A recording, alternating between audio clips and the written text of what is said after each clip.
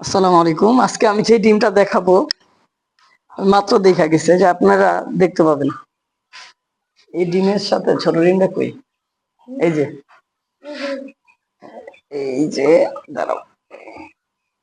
হ্যাঁ, এই যে দেখছেন, এই ডিমের সাথে এই ডিমটা একেবারে বাচ্চা। হতাশ হওয়ার কিছু নাই।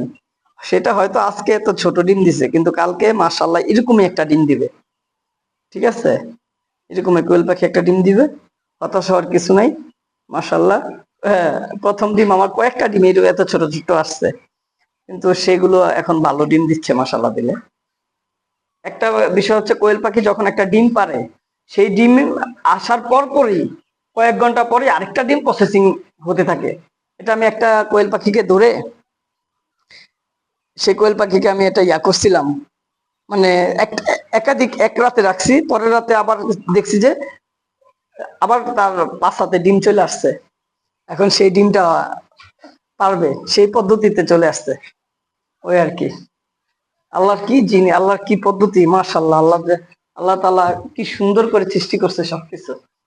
এই যে একটা বিষয়, যখন আপনার কোয়েল পাখিগুলো ঠোকরা ঠুকরি করবে, তখন সকালে ফার্স্ট টাইমে আপনি যখন পানি দিবেন, সেই পানির সাথে লবণ দিয়ে দিবেন।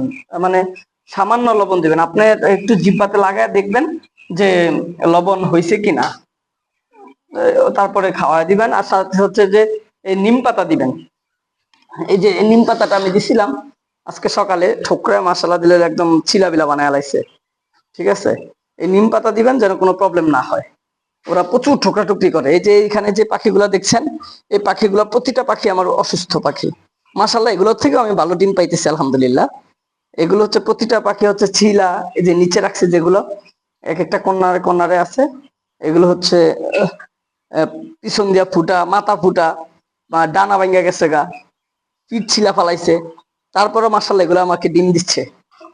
ঠিক আছে, প্রতিটা পাখি এই যে এগুলা এগুলা ঠোকরায় এত ঠোকরা টুকরি করে ওরা প্রচুর। প্রতিদিন সকালে একটা দিবেন, যে আজকে সকালে আমার একটা পাখি মাইরা ফেলছে।